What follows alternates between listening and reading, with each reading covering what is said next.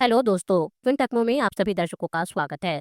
आज की इस वीडियो में हम बात करने वाले हैं भारत के डरावने मंदिर, जहां होती है आत्माओं की आरती और इंसानों की बलि, रहस्यमय मंदिरों की सच्ची कहानियां। भारत में मंदिरों को आमतौर पर भक्ति, शांति और आध्यात्मिक ऊर्जा का स्रोत माना जाता है, लेकिन कुछ ऐसे भी मंदिर हैं जिनमें जुड़ी कहानियां डर और रहस्य से भरी हुई हैं। आइए जानते हैं ऐसे ही 4 मंदिरों की सच्ची कहानी और रहस्यमयी चीजों के बारे में। देवी धाम मंदिर, पटना। आत्माओं का मेला और रहस्यमयी आरती। स्थान, पटना, बिहार। घटना, हर साल नवरात्र में लगने वाला भूतों का मेला। विस्तार से कहानी अगर हम बात करें तो 7 अक्टूबर 2024 को एक भक्त पहली बार देवी धाम मंदिर दर्शन के लिए पहुंचा। मंदिर के अंदर आरती चल रही थी, लेकिन बाहर का नजारा भयानक था। कुछ लोग जमीन पर सिर पटक रहे थे, कोई पेड़ पर चढ़ रहा था, अजीबोगरीब आवाजें निकाल रहा था। किसी की आंखें उल्टी हुई थी तो कोई जोर जोर से चिल्ला रहा था। जैसे ही आरती समाप्त हुई, सभी लोग एक एक कर बेहोश हो गए, जमीन पर गिर पड़े। वहां एक अजीब सा सन्नाटा फैल गया। यहाँ की मान्यता क्या है? यह मेला भूतों का मेला कहलाता है।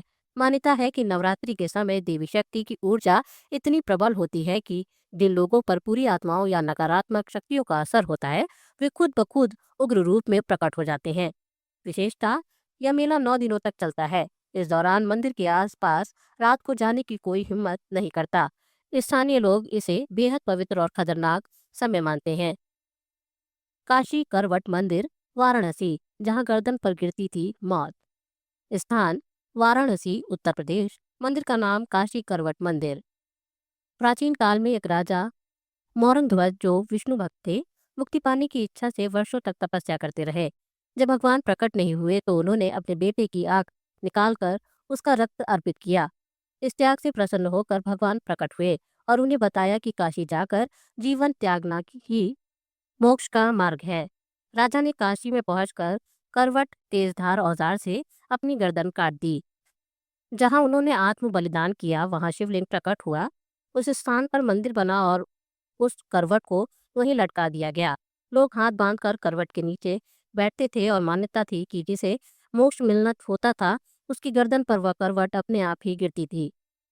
ब्रिटिश काल में यह करवट चोरी हो गई, लेकिन आज भी उस मंदिर के तहखाने में आम लोगों का जाना मना है। कुछ लोग मानते हैं कि आज भी वहां तांत्रिक साधनाएं और गुप्त बलिदान होते हैं। कोडंगलूर भगवती मंदिर, केरल। यहाँ खुद को तलवार से काटते हैं भक्त।